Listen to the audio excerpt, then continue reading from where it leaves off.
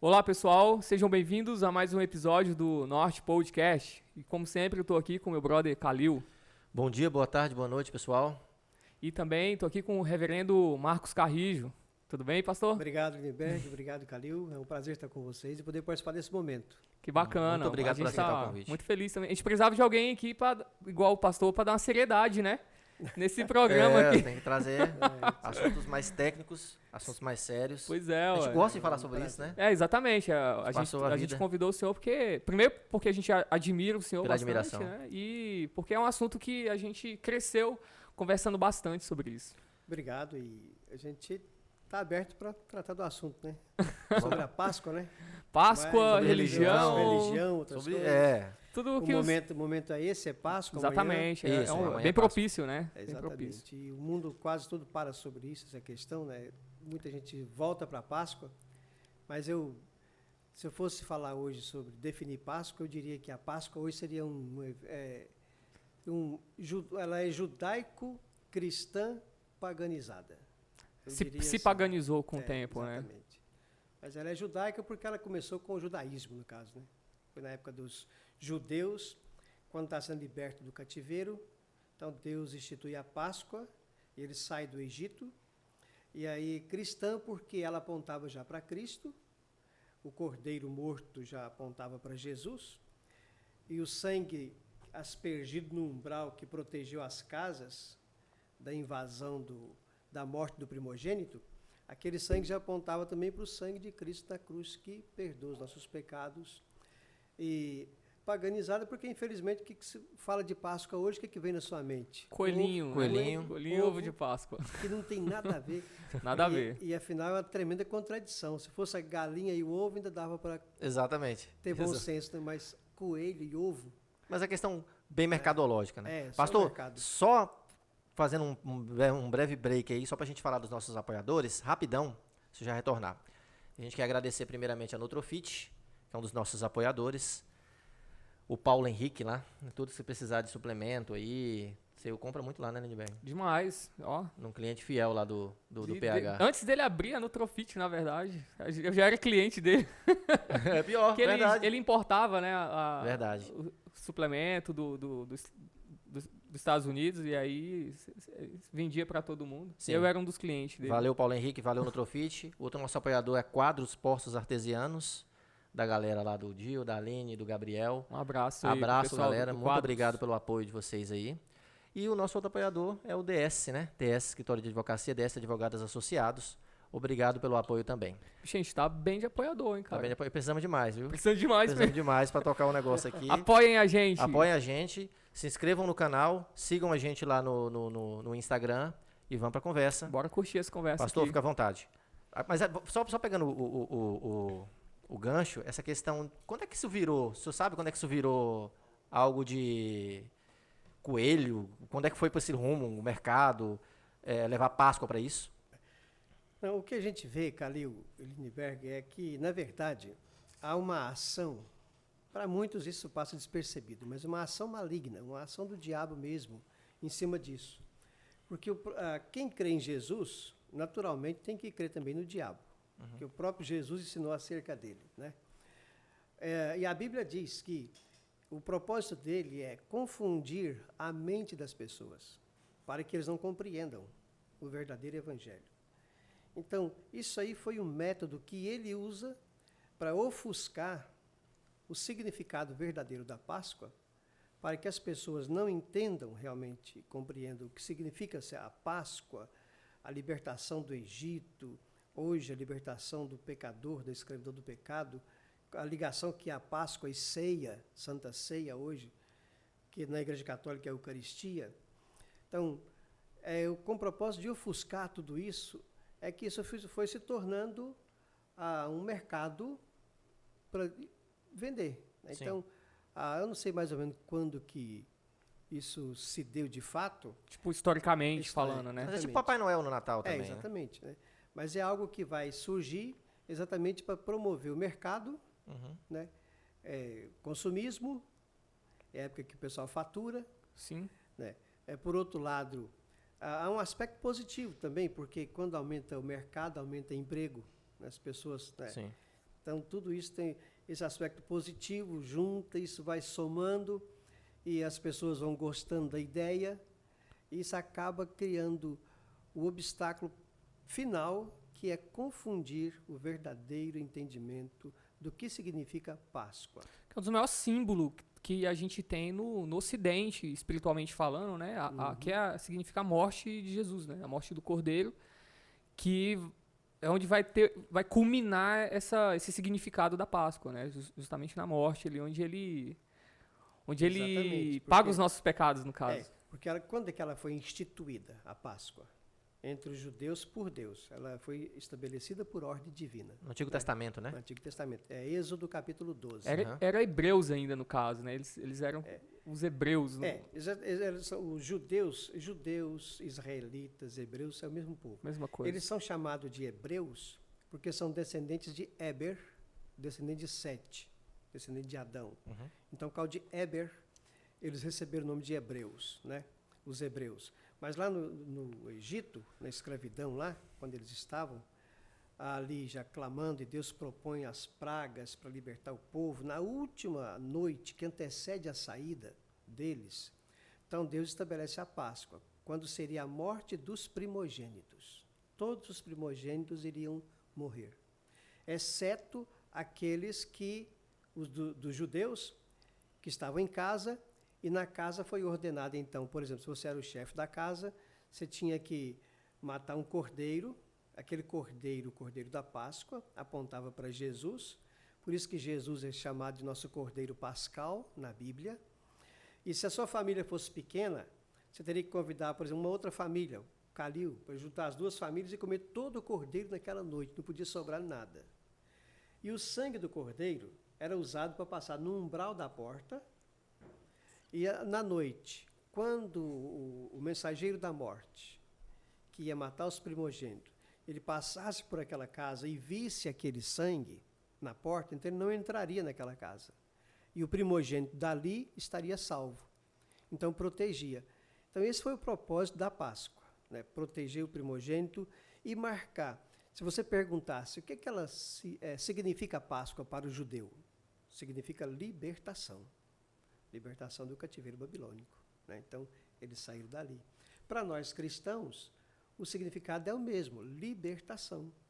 Assim como eles foram libertos do Egito, nós hoje, você que crê em Jesus, que tem Ele como seu Senhor e Salvador, você foi liberto da escravidão do pecado.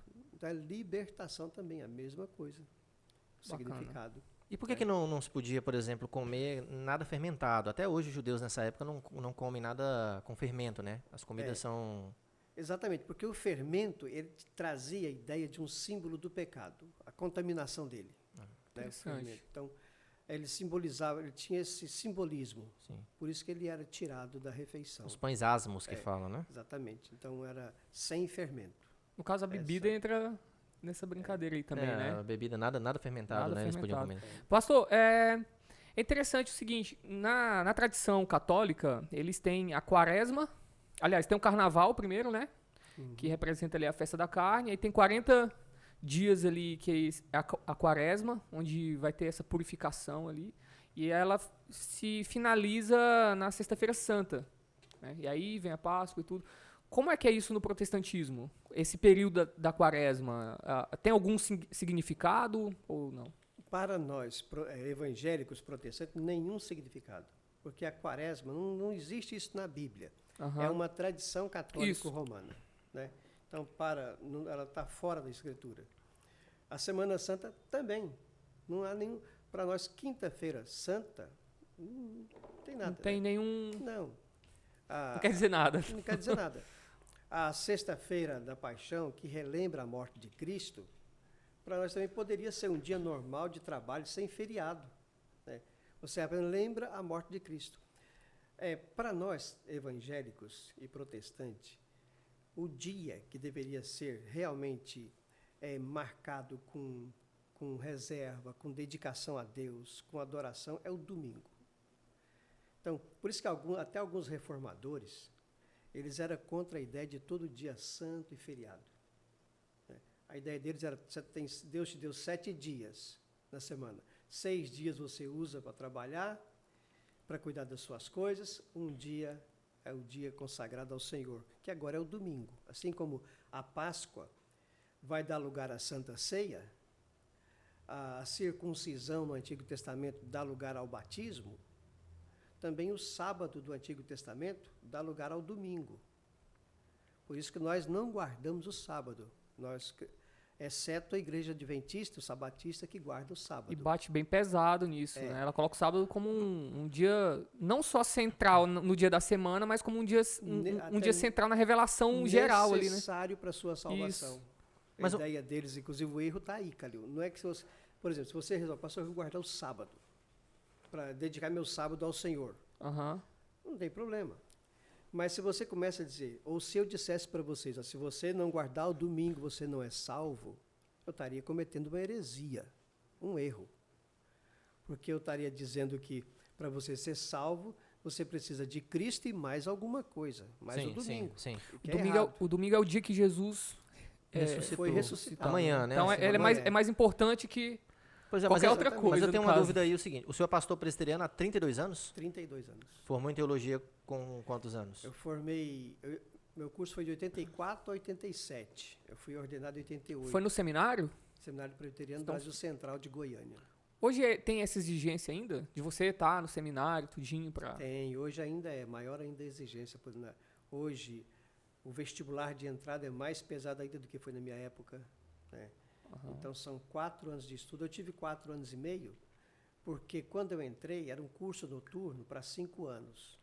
Aí depois houve mudança, passou a ser um curso diurno, e ficou então 4,5 ali para adaptar o currículo, né? Ficou em 4,5. Então, meu curso foi durante 4 anos e meio de teologia. Aí o seminário, o senhor morava em algum lugar específico? Não, tinha república, se quisesse morar lá, mas como minha família morava em Goiânia, então morava na casa dos meus pais e estudava. Né? Eu vi o René Kivitz falando, é bem semelhante com o da Batista, né? Você tem um seminário ali, que é mais vinculado à própria igreja, e tem uma tese de ordenação, tem isso? Você tem que apresentar para os pastores? Como é que funciona? Exatamente. Aí, no seminário, ele te forma em bacharel em teologia. Agora, ele não te ordena pastor. O seminário não faz pastor. Entendi. Ele faz o bacharel. O presbitério, na nossa denominação, é que ordena o pastor. Então, por exemplo, para eu colar meu grau, eu tive que apresentar uma tese de conclusão de curso. Para eu ser ordenado, eu tive que apresentar também alguns documentos ao presbitério. Você apresenta um sermão de prova, você apresenta um trabalho de exegese nas línguas originais, grego ou hebraico, e você faz uma tese, um trabalho mostrando algum ponto da sua confissão doutrinária. Você desenvolve um trabalho sobre aquilo. Então, esses documentos são analisados pelo presbitério e eles te aprovando, então você é ordenado ao ministério. Eu fui ordenado em 88. 88. Se tiver alguma vírgula na sua confissão que entre em contradição com a doutrina confessional da instituição, não ordena. Não ordena. Não ordena. Tem que ter uma convergência alinhada. Exatamente. Você, por exemplo, chega lá, além de tudo isso, você tem um exame também com a banca. São pastores? Nesse exame, por exemplo, se algum pastor me pergunta, escuta, você aceita a doutrina do batismo infantil? Se eu falar que não, então eles não me ordenam. Tem uma confissão de fé. Assim, ó, não concordo, mas eu aceito. Tá. Porque tem uma confissão de fé, né? O manual é meio calvinista, correto? É calvinista. Totalmente, né? Calvinista. Então existe uma linha, uma tradição, aí, por exemplo, você tem a Batista também, que tem outra linha. Tem Batista, por exemplo, hoje no Brasil, você vai encontrar os batistas, Franklin Ferreira. Sim, conheço. Tem um outro também, rapaz, Jonas Madureira, muito bom. Sim. Eles são batistas reformados. Para mim que o Franklin era presbiteriano. Não, ele é batista e batista reformado. Aliás, o Saião também é muito bom. Eu conheço, ultimamente eu tô conhecendo assembleianos reformados. Tem o Gutierrez, que entra muito nessa linha também. Eu acho que está havendo muito isso. Eu acho que e tem muitos batistas que são arminianos. Porque na teologia, Calil, ou você é reformado, que eles falam calvinista, né? Que é Sim. a mesma coisa. Eu prefiro reformado porque abrange mais. Não é só Calvino, Uhum. né? Tem Lutero também, não é? Ou então é arminiano. Mas Armínio também não fazia parte da tradição reformada? Armínio não era calvinista, na verdade? Não, Jacobus Armínio foi o seguinte, mas ele não era calvinista, mas ele dizia para os alunos dele, "Olha, vocês precisam ler os comentários de Calvino." Porque ele era Exatamente, expert nesse negócio. Pra ele discordar, ele teve que ir, né? Exatamente. Ele foi contra os 5 pontos, contra a doutrina calvinista, ele estabeleceu 5 pontos. A Tulipe, né? Não, esse foi Armínio. Aí, para combater esses 5 pontos de Armínio, então Calvino, os calvinistas, não Calvino, Aham. mas os calvinistas posteriores, desenvolveram a Tulipe, Sim. né? Que são... Só para situar, gente, quem foi João Calvino? João Calvino, ele foi um francês. O pai dele queria que ele estudasse para advogado. Uhum. E depois ele desemboca para a vida religiosa e, de repente, ele se esbarra com os escritos de Lutero, né? E ele, então, vai discordar da posição da Igreja Católica na época, como Lutero também. Sim. Na verdade, eles não queriam criar outra igreja. Eles queriam reformar a A Igreja Católica, né? Interessante falar, tipo assim, a ideia não era sair da Igreja Católica e fazer outra, Não. era reformar a igreja de dentro. Lutero, ele resistiu até o fim. Aliás, Aham. Lutero teve um debate com Erasmo de Roterdã, Teve, né? exatamente. Sim, mas é causa porque, disso. no geral, o pensamento não é esse. O pensamento, acho que da galera, no geral, é assim, É não, que ele vamos saiu, tocar o ele terror, né? vem pra cá que vamos montar outra ali. Isso foi ensinado de maneira tão pejorativa, Calil. Eu lembro quando eu fazia primário. Vocês não eram nem nascidos ainda, né? Primário. A minha professora de religião, ela dizia o seguinte: olha, os protestantes é porque eles seguem um padre que ficou revoltado, queria casar e o Papa não deixou. Isso, já ouvi isso Se aí. revoltou contra o Papa, Lutero, né? Então era esse o argumento deles, totalmente esdrúxulo, não tem nada a ver. Então, Lutero, ele entendeu que o abuso papal na época estava muito grande, que o Papa não tem essa autoridade toda que era dada a ele, porque chegou na Idade Média um ponto do Papa dizer: o Papa está acima dos homens e abaixo de Deus. O Papa julga a todos e não é julgado por ninguém. E se você for olhar friamente, ainda hoje é assim. É infalível, né? O Papa, é a palavra ex cathedra. Ele falou, está falado, né? Ele falou, por exemplo, há um tempo atrás, que a quaresma já não tinha mais tanto sentido. Foi? Mas o pessoal lá do Vero Peso revoltou contra isso. Podia comer carne na quaresma. Mas tem gente que não aceita isso, né? Francisco falou? Não esse agora, outro. Ah, tá. Né? Mas então, chegou, não sei qual deles também, uma doutrina que foi ensinada pela Igreja Católica quase que a vida toda, o limbus infantum. Acho que o Papa que anterior a esse, que aposentou, né, tipo assim, não morreu, aposentou. O Ratzinger. Aham. Parece que ele que declarou que o limbus infantum não existe mais. Então não existe mais. Quer dizer, absurdo. Se eles criam nisso, para lá foram as crianças que morreram pagando a ideia deles. O Nimbus é o local para onde as crianças vão as crianças que morriam inocente. pagando. Ah, tá. Que não tinham se batizado, né? As Exatamente. crianças não Iam batizadas. para lá, tipo um inferno infantil. Aham. Então não existe mais hoje. Mas se existiu, para onde foram aquelas crianças? Então não tem lógica, é coisa absurda, cara. Aí Calvino surge aí nesse contexto. Calvino vai surgir logo depois de Lutero e o Calvino, a vida dele é um milagre, cara. Quando você olha para a época dele, não tinha nem luz elétrica, não tinha computador, não tinha nada. E o cara produziu o que ele produziu em termos de literatura, só as Institutas de Calvino, é considerado o maior documento da Reforma Protestante. São 4 volumes, 4 volumes, as Institutas de Calvino. Tem uma boa tradução no Brasil. delas. Exatamente. Então, é considerado o maior documento da Reforma. Ele é considerado o melhor exegeta da Reforma Protestante. Ele não é perfeito, Calvino. Tem os erros dele, os deslizes, como todo mundo tem, né? Sim. Mas ele é fora de série. Então, ele deixou comentários de quase todos os livros, menos Apocalipse. Isso é Ele não verdade. escreveu. Ele dizia que não entendia, então não vou comentar esse exatamente. negócio aqui. Então, e os comentários... Que é uma virtude, né? Hoje você não vê, né? O cara não entende. Sei, não entendo. Isso, não entendo, não vou falar. Hoje é o contrário. Eu não entendo, aí que eu vou falar mesmo. Verdade. Gosto de falar do que eu não entendo, né? Aí que eu quero falar. Então, Calvino surgiu Nesse meio. Ele é muito, assim, deturpado, combatido, principalmente no meio acadêmico, porque ele é tido como o pai do capitalismo. A tese Do do Max Weber, Max né? Weber. Isso. Pois é. A ética Max protestante Weber, e o espírito do capitalismo. exatamente, Só que o Max Weber, ele esquece que o capitalismo, ele existe antes de Calvino. Desde sempre o capitalismo. Jesus ensinou o capitalismo. Ele falou: os pobres sempre tereis convosco. Sempre houve rico. Dentro do povo de Deus, Abraão era rico, Isaac era rico, Davi era rico, Salomão era rico. Né?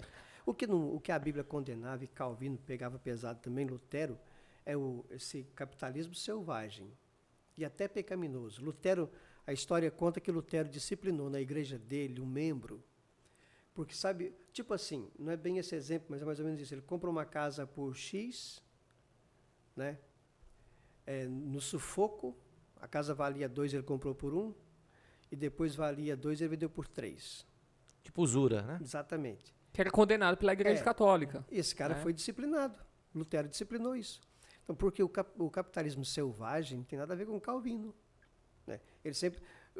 emprestar dinheiro a juro, permitia sim, ensinava isso. Que eu não posso, por exemplo, se um juro do normal hoje é 3%, eu vou te emprestar 10%. Uhum. Isso é usura. Ele condenava isso, Calvino. E a teologia dele é a melhor que tem. Teologia reformada. Né? Ele foi muito atrelado mesmo à questão do capitalismo. Eu li esse livro do Weber, que fala bastante, né, que essa lógica protestantista reformada aí foi a responsável por impulsionar o capitalismo da época e diferenciar algumas regiões de outras ali. Ele fala justamente isso, que o capitalismo ele não foi inaugurado por Calvino, né, mas meio que foi ampliado, meio que foi divulgado de certa forma. Com Até esse porque pensamento. é uma análise sociológica, né, e ele tem como base muito a criação dos Estados Unidos, né, onde foi muito protestante para os Estados Unidos. Né? Mas, isso. Mas voltando, fiquei com uma dúvida, nossa, não sei se você estava falando do domingo lá. Para os adventistas, o sábado, porque o sábado está disposto lá em Gênesis, né? Deus trabalhou 6 dias, descansou no 7º. Mas eu também já vi algumas pessoas falarem, e quando eu estava estudando sobre isso há muito tempo atrás, que o domingo, o dia santo, ele é mudado do sábado para o domingo por causa de Constantino. Existe esse pensamento, assim. Então, a nossa tradição também, ela vem de um imperador, não daquilo que está posto na Bíblia. Está correto isso ou não? Não, Constantino, na época de Constantino foi feito o quê? Até naquela época, o domingo era um dia de trabalho. Mas era o dia que os cristãos observavam. Só isso. Senão a gente não... Quem está nos assistindo vai ouvir o senhor. Era o dia que os cristãos observavam. Domingo. Sim, sim. Por que o domingo, Calil? Porque Jesus ressuscitou no domingo. Sim. Todas as aparições dele aos discípulos durante os 40 dias, aos domingos. Então as aparições de Jesus, era aos domingos? Primeiro dia da semana. Ele aparecia aos discípulos. Você vai observar isso na Escritura, nos Evangelhos. Isso. Em Atos, você vê Paulo reunido com a igreja, eu não estou lembrando a referência agora, mas até um momento em que ele reúne com a igreja para distribuir a ceia, aí ele prolonga o sermão até meia-noite e um fulano cai da janela. Sim.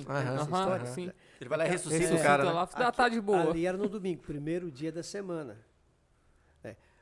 1 Coríntios, capítulo 16, verso 2, essa referência eu lembro, Paulo escreve, olha, fala para os cristãos de Corinto, quando vocês forem reunir, cada um leva o que puder contribuir, né, e junta para fazer uma oferta para os irmãos de Jerusalém, que estavam passando necessidade. No primeiro dia da semana. Está lá, 1 Coríntios, primeiro dia da semana.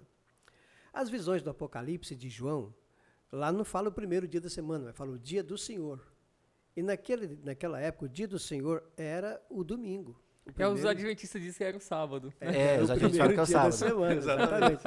Então, a ideia é essa. O Jesus ressuscita no domingo. E a partir de então, e não foi a única coisa que mudou, como eu já citei, a Páscoa, os adventistas não celebram mais a Páscoa, celebram a ceia. Então, eles mudaram da Páscoa para a ceia. Eles não circuncidam mais. Porque a ceia foi na sexta, no caso, que eles chamam pôr do sol, a ceia. A ceia foi o seguinte, Jesus reúne com os discípulos, come a última Páscoa e estabelece a ceia. Sim. Que dia da semana? Foi Mateus quinta? 20, domingo. Não. Não, que Não, vai ser, a ceia. Não, a ceia não. Que ele vai fazer isso vai ser Sexta, não? Na quinta? Na quinta. Na quinta-feira. quinta. É. Ah, tá. Na sexta ele é Na crucificado. quarta ou na quinta. Eu não estou bem certo. A ceia foi na quarta ou na quinta? Ele celebra a Páscoa, e na Páscoa, ali, Mateus 26, 26 e outros semelhantes, então ali ele celebra a última Páscoa e estabelece a ceia. Ele fala, nunca mais bebereis esse vinho novo convosco. A Páscoa estava ali sendo substituída pela Santa Ceia. Agora era a ceia. O símbolo de Cristo agora não era mais o cordeiro, era o pão e o vinho. Ali fica instituído. E todos os cristãos aceitam isso. A circuncisão. Ninguém aceita mais a ideia de circuncidar seu filho, nenhuma igreja evangélica. Todos adotam a ideia do batismo com água. Ou na água ou com água, mas é o batismo com água. O batismo substitui a circuncisão. Por que eles aceitam? A substituição do batismo pela circuncisão, a circuncisão pelo batismo, a Páscoa pela ceia e o sábado pelo domingo. Por que não aceita? Assim como era também o sábado no Antigo Testamento, o dia da velha criação, o sábado. Agora o domingo é o dia da nova criação. Entendi. É o dia da ressurreição. No domingo que você celebra a ressurreição de Cristo. E isso se dá todo domingo, que você reúne na igreja para louvar, para adorar a Deus. Você está celebrando o maior evento da fé cristã, que é a ressurreição. Ressurreição. Por isso que Paulo fala, se Cristo não ressuscitou, fé, né? É vã a nossa fé. É vã, é fé, é nossa fé. É inútil a nossa fé. Então, ele nasceu, ele morreu, ele ressurgiu, e essa ressurreição dele que é o ponto principal. Por isso nós celebramos isso todo domingo. É o dia do Senhor. E começou com os apóstolos, não foi com Constantino. E Constantino instituiu isso. Constantino instituiu o dia como sendo um feriado. Ou seja, um dia a ser guardado. Ele mudou. Na verdade, o domingo, na época de Constantino, era um dia que era prestado para adorar o Deus Sol. Né? E aí ele coloca para adorar a Deus. Assim como várias outras festas que eram pagãs. Eles falam também do Natal. Natal, que né? Era assim, tudo, mas isso não quer dizer porque uma coisa era usada para o paganismo. A circuncisão, se você for olhar no mundo antigo, outros povos que não eram cristãos, não adoravam o Deus de Israel, praticavam a circuncisão. Mas Deus usa a circuncisão como sinal de aliança entre seu povo e ele naquela época. Era uma coisa que os pagãos também usavam. Não é porque os pagãos usam que o cristão precisa abominar aquilo. A gente só dá o sentido original, o sentido correto. certo, né? Exatamente. Usa da forma correta. Isso. Perfeito. Sim, né? Muito bem. Bom, nessa quer fazer Fica à uma vontade. Nessa questão de dogmas, e eu acho que assim, todas as religiões que se dizem cristãs, elas concordam com a questão da Páscoa, né, da ressurreição, que a nossa fé é vã se Cristo não ressuscita. O que pega muitas vezes, o que eu fico em dúvida, às vezes, é o seguinte, porque eu estava comentando contigo esses dias.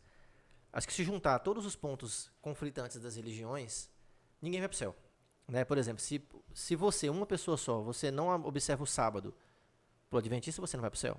Né? Se você doa sangue para testemunho de Jeová, você não vai para o céu.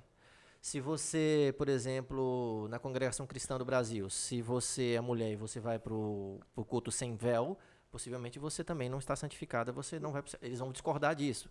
Mas eu fui de lá um tempo, assim, que esse uso vai fazer você, não usar o véu vai fazer você não ir para o céu. Mas você juntando todas essas religiões, todos esses segmentos do protestantismo, esses braços do protestantismo, você vai para o inferno de todas as maneiras possíveis. Seja por não observar o sábado, seja por doar o sangue, seja por não tomar ceia em algumas igrejas.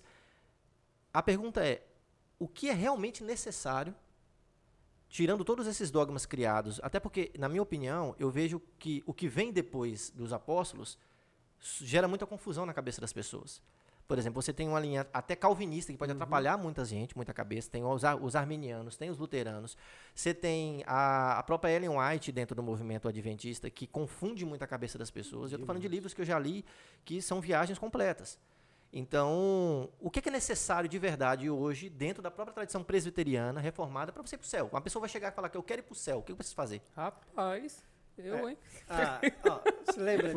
Eu fiquei refletindo aqui agora, que eu pensei, porra. Tu lembra daquela cena do carcereiro de Filipos? Atos 16. Lembro. Pois é, ele pergunta, que eu devo fazer para ser salvo? Lembra? Lembro. A resposta de Paulo? Creia Creia no Senhor Jesus. Creia no Senhor Jesus. E será salvo tu e a tua casa. É muito simples, então? O que você precisa, Calil, para ser salvo é Jesus. Mais Só nada, isso. Mais nada.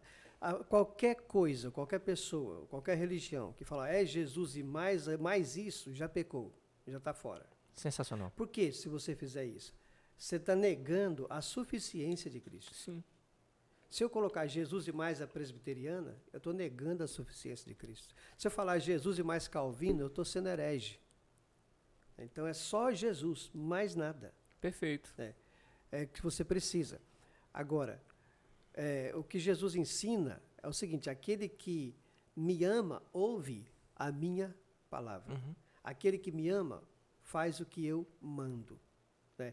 Então, nós temos que voltar para a Bíblia. Por isso que a gente precisa hoje, mais do que nunca, examinar a Escritura.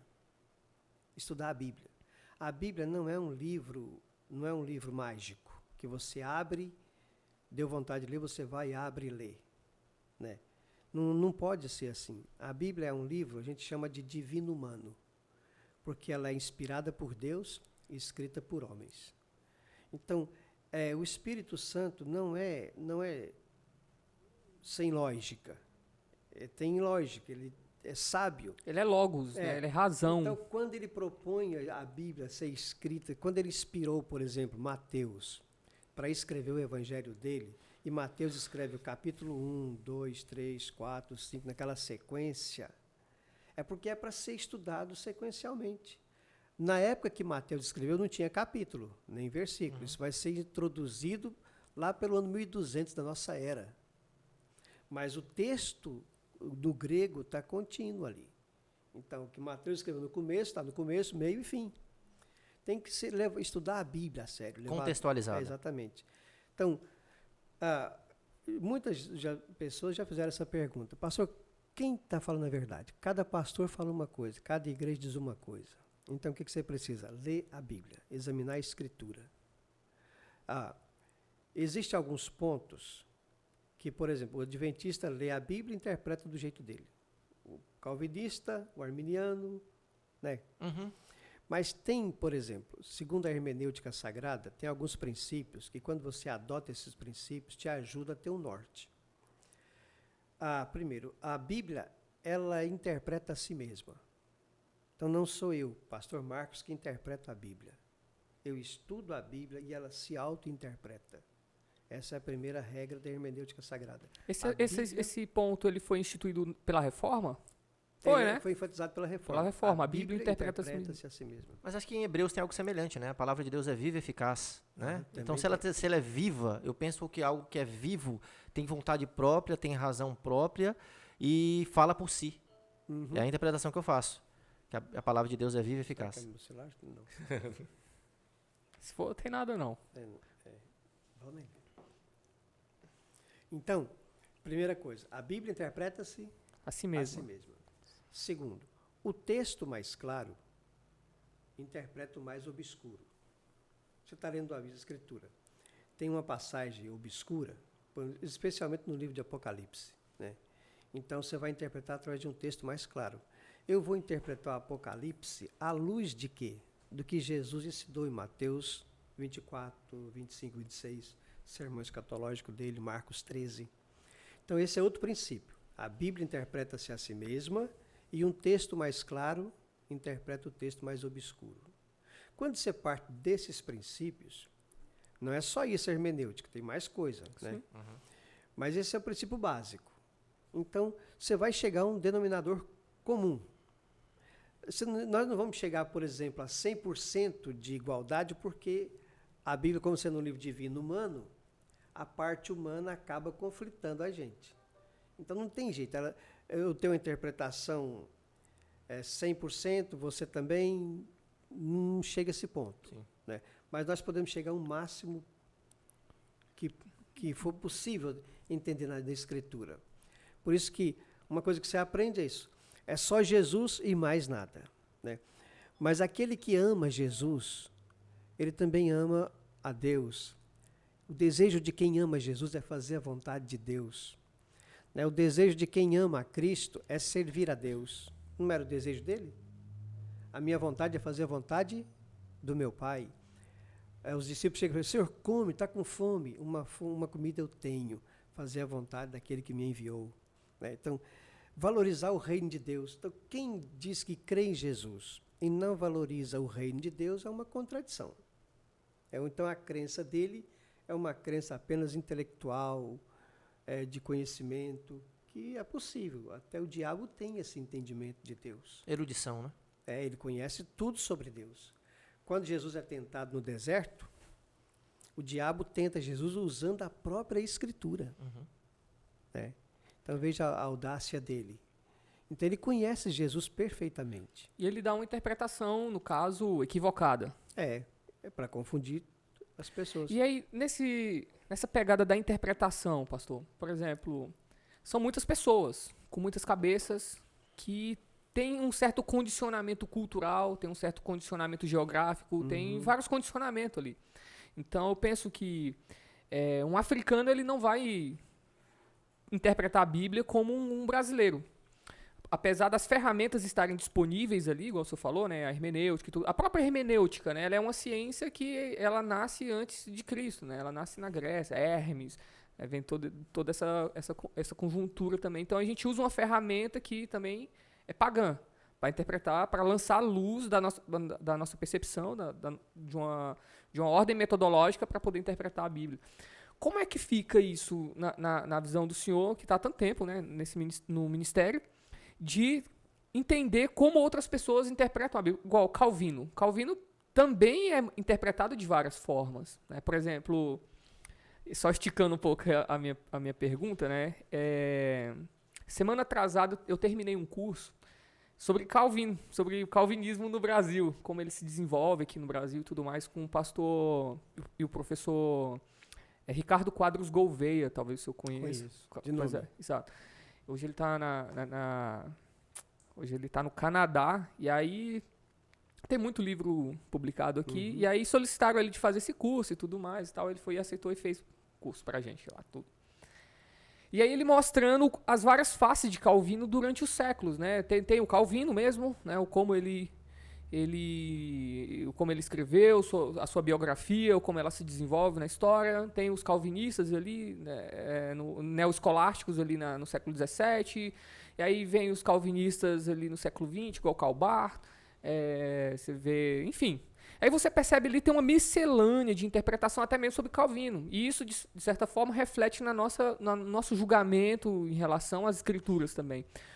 Como é que fica isso? Porque, só para terminar, porque, por exemplo, Karl Barth é considerado, ele era calvinista, ele se dizia calvinista, mas ele é considerado por vários calvinistas como liberal, né, como um teólogo que nem cria no diabo muitas vezes, né, ele ia ver o diabo, ele não falava muito no demônio, aquela coisa toda. E aí, como é que fica esse negócio? Essa questão da interpretação, Lindbergh, é o seguinte, seja ele brasileiro ou africano ou europeu, se ele estiver estudando, por exemplo, o apóstolo Paulo, o que Paulo escreveu, por exemplo, aos Romanos, então ele vai ter que examinar, através do próprio texto e do contexto, ele vai ter que procurar descobrir o que Paulo queria dizer para aqueles destinatários a que ele estava escrevendo. Porque o texto da Bíblia, ele não tem muito significado. Ele tem um significado só. E é o significado daquilo que o autor tentava passar para o seu destinatário. Ele tem muitas aplicações. O mesmo texto aplica-se de diversas maneiras, né? Mas o significado é um só. Por exemplo, Jesus, o Salmo 23, o Senhor é o meu pastor, nada me faltará. ele pode ser aplicado de diversas formas, mas o significado ali é um só, como toda a Escritura é assim. Então, seja quem estiver estudando a Bíblia, se ele adota os princípios hermenêuticos corretos, ele vai partir desse ponto. A primeira coisa vai considerar o contexto, algumas perguntas que a gente sempre faz quando está estudando a Bíblia. É quem escreveu? De onde escreveu? Por que ele escreveu? Como foi que ele escreveu?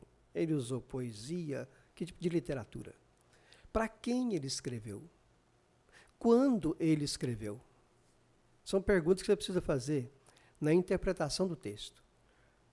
Para você chegar à ideia do autor queria dizer isso aqui. Essa era a intenção de Paulo, quando ele escreve aos Romanos.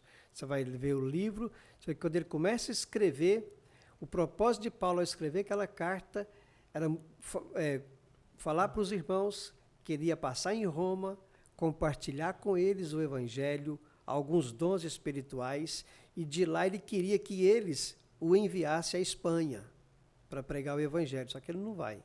Ele vai morrer em Roma, né? Mas esse era o alvo dele. Então você vai descobrir esse princípio, o significado do texto, no próprio texto e no contexto imediato, ali histórico, que envolveu a responder essas perguntas que eu disse para você, onde estava e tal. Mas o que vai, por exemplo, dar diferença nas interpretações são o que a gente chama de algumas variantes no texto, né? Por exemplo, aqueles que defendem que o batismo tem que ser por imersão, tem uma como é que fala? Uma conjunção no texto, que ela pode ser interpretada como en, ou em, ou com. A expressão é en no grego. Com ou em. Com água ou em água, ou na água. Se eu interpreto com água, eu batizo por aspersão. Se eu entendo que é na água, eu batizo por imersão, né? Então, ali depende agora de quem vai querer. Isso é um assunto sério ainda hoje? Ainda hoje é sério. Agora, por exemplo, para nós, para mim, pastor presbiteriano, não importa se você foi batizado por imersão ou aspersão. Mas rola quebra-pau ainda entre os caras que exige que o batismo seja por aspersão, outros por imersão. Algumas igrejas que batizam por imersão, elas não aceitam, às vezes, o nosso batismo. Aí tem que a batista, por exemplo, no caso. Nem todos, mas algumas batistas não aceitam o batismo. Aí eles rebatizam. Tem que rebatizar. E o contrário? Alguém que batizou, por exemplo, por imersão e ir para a presbiteriana? Nós não fazemos diferença. Tá de boa, tá tranquilo. O importante para nós é que você tenha sido batizado, que a Bíblia estabelece que é fundamental, em nome do Pai, do Filho e do Espírito Santo, tendo água como símbolo.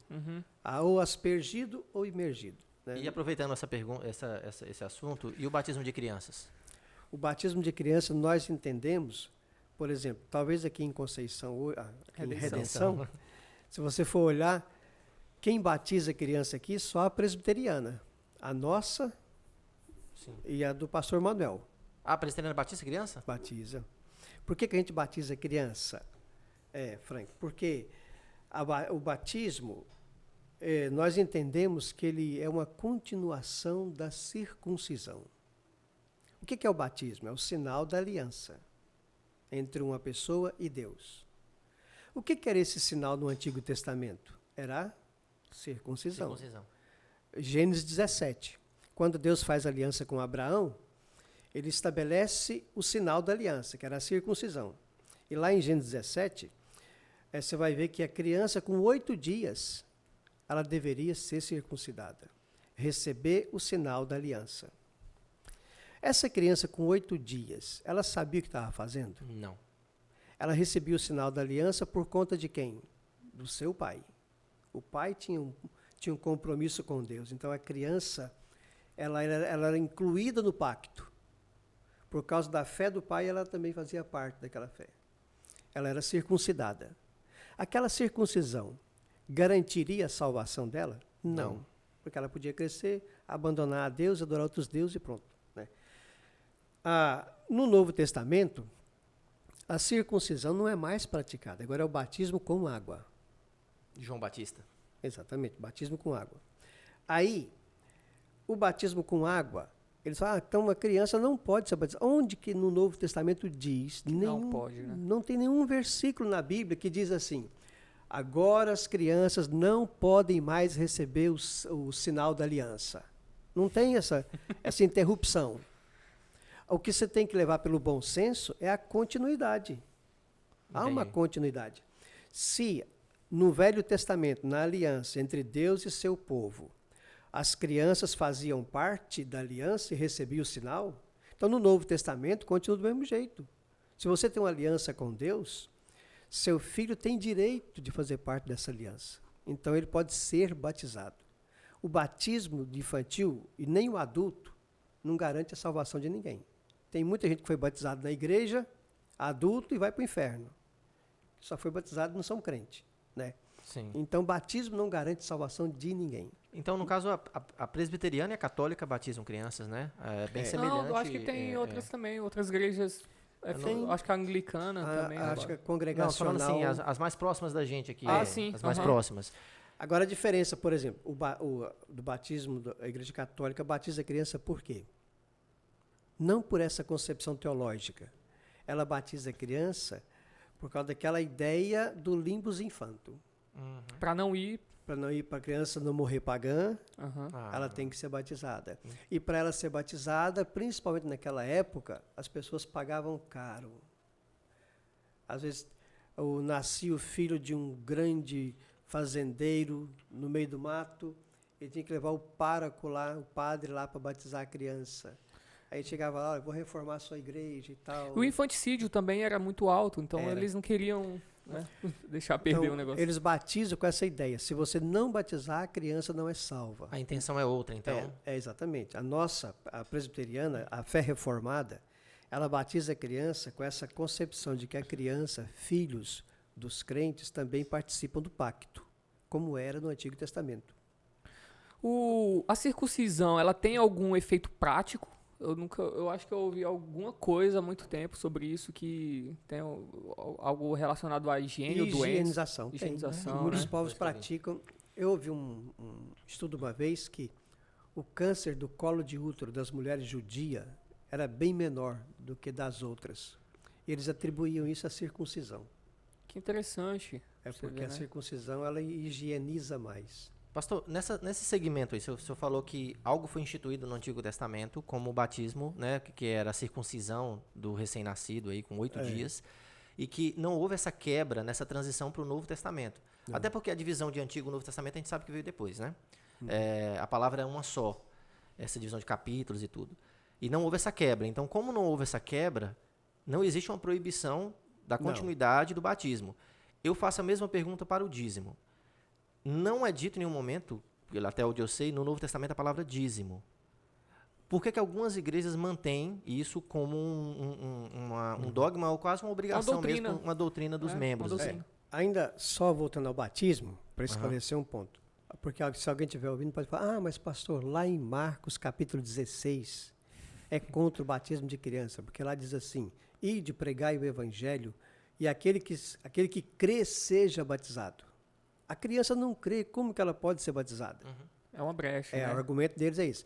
Só que Marcos 16, Jesus não está falando de batismo infantil.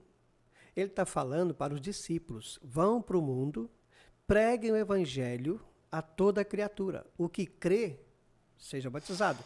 O que não crê, não seja batizado. Está falando de adulto, não de criança lá. Então esse texto não serve de argumento contra o batismo infantil. Questão do dízimo, por exemplo. Alguns dizem, Calil, que o dízimo é coisa da lei. Sim. Não, mas, por exemplo, eu estou na igreja lá agora, estou expondo, de manhã eu estou expondo Gênesis e à noite eu estou expondo Apocalipse. E Gênesis agora nós falamos sobre isso. Quando Abraão, ele vai socorrer Ló, e ele vence os reis, e volta, e ele encontra com um rei chamado Melquisedeque. E esse rei Melquisedeque abençoa ele, leva pão e vinho para ele ali e tal. E ali Abraão paga o dízimo a Melquisedeque. Então, que é antes da lei. Então, o dízimo não é coisa da lei. O dízimo já existia antes da lei de Moisés. Ele é usado... Tem um registro aí, né? Exatamente. Ele é incluído na lei de Moisés. Fala Mas que Melquisedeque era uma espécie de Cristo, né? Exatamente. Não tinha Não tinha início, genealogia, nem fim, genealogia e tal. nenhuma. Então, o dízimo já era antes da lei. No Novo Testamento, por exemplo, se você lê Mateus 23, acho que é 23. Deixa eu só confirmar aqui. Mateus 23, ele fala sobre... É um texto que a gente deve ler ele com cautela. 23. Você quer ver? Lê para nós aí para você ver. O verso 23. Ai de vós, escribas e fariseus, hipócritas, porque dais o dízimo da hortelã, do endro e do cominho, e tendes negligenciado os preceitos mais importantes da lei, a justiça, a misericórdia e a fé. Devieis, porém, fazer estas coisas sem omitir aquelas. Está vendo? Vamos pensar no versículo então. O que Jesus está fazendo o que aqui? Ele está reprovando os fariseus. Que eram senhores da lei na época. Hipócritas. Por que eles eram hipócritas? Eles ensinavam e não faziam. Hipócrita. E a palavra hipócrita no grego, hipócrites, a ideia de ator, representante. Uhum. Então, eles eram assim. Aí, quanto a isso, você fala, vocês dão o dízimo do endro, do cominho, que era coisa mínima, da hortelã, mas negligencia as coisas principais, que é o amor, a misericórdia. Aí lembra, devíeis fazer estas sem omitir aquelas. Então Jesus aí está falando, devíeis dar o dízimo, mas sem deixar de ser misericordioso. Então Jesus não está abolindo o dízimo. Mas ele também não institui como uma doutrina. Sim, como é hoje colocado muitas vezes. Mas né? quando ele diz assim, devíeis fazer essas coisas, então ele está falando, o dízimo é correto. Você deve continuar dando o dízimo. Sim. Né? E o que é o dízimo? O dízimo é a 10ª parte da sua renda, do seu lucro. Né? Por exemplo, se eu recebo R$2.000 por mês, é minha renda, então meu dízimo é R$200. Não é? Se você é um comerciante, você compra uma mercadoria por X, aí você tem que embutir nessa mercadoria empregado, energia, imposto e tal, não é? Então a sua renda vai ser o que sobrou daquilo. Né? O preço de custo, mais todos os gastos, sobrou lá R$50. Então seu dízimo é sobre 50, a renda. Né? Entendi. Aí. É o líquido. Exatamente. Né? Mas o dízimo é bíblico. Né? Eu também acho que seja. Só que, colocando um ponto de vista aqui, né? Eu penso que o Novo Testamento, ele é bem mais exigente do que o Velho nessa questão. Né? Assim, eu penso que a Nova Aliança ela é bem mais exigente que a lei. A lei, ela exige o dízimo, tá ali, Jesus também fala, ele não fala contra o dízimo, pelo contrário, né? Mas eu acho que Jesus, ele exige tudo. Eu acho que ele exige tudo. Ele não exige 10%, eu acho que ele é tudo que ele quer. O dízimo, Franco, é o mínimo. Isso. O dízimo é o mínimo. Eu acho que dízimo, até já brinquei assim, eu acho que dízimo é coisa de gente muito Uma vez uma senhora... mesquinha, sabe? Uma vez uma senhora chegou para mim, eu morava de aluguel na casa dela, lá em Redenção. Conceição. Conceição. Aí ela chegou para mim e falou assim, pastor, eu quero dar o dízimo lá na sua igreja, posso? Eu falei, eu sou empresária do amor, dona de um motel. Ela, se eu entregar meu dízimo, o senhor aceita? Eu falei, não. Eu falei, Jesus quer a sua vida. Primeiro você dá a sua vida para ele, depois você dá seu dízimo. Você não aceitou? Não. Mas porque era do motel? Não, porque não é exatamente, pois é, porque não é uma coisa lícita. Né? A mesma coisa, por exemplo, um político que aceita uma propina, quer dizimar na igreja, você vai aceitar uma coisa dessa? Que bacana. Não pode. Muito bom. É absurdo. Né? Porque, só terminando, porque eu sempre vi aquela passagem em que a senhora, ela vai dar a última moeda que ela tem. Aquilo não é um dízimo, é tudo que ela tinha. Ela deu a oferta dela mais do que tudo. Isso, é 100% ali. E as outras pessoas estavam dando dízimo. Estavam despejando moeda ali. Quando você vê Paulo falando em Romanos capítulo 12, né? Ele fala assim, eu quero que vocês deem os corpos de vocês em sacrifício vivo. Ou seja, você sempre vê isso em todo o Novo Testamento. Ele não quer uma parte, ele quer você integralmente ali, corpo, alma, tuas rendas, né?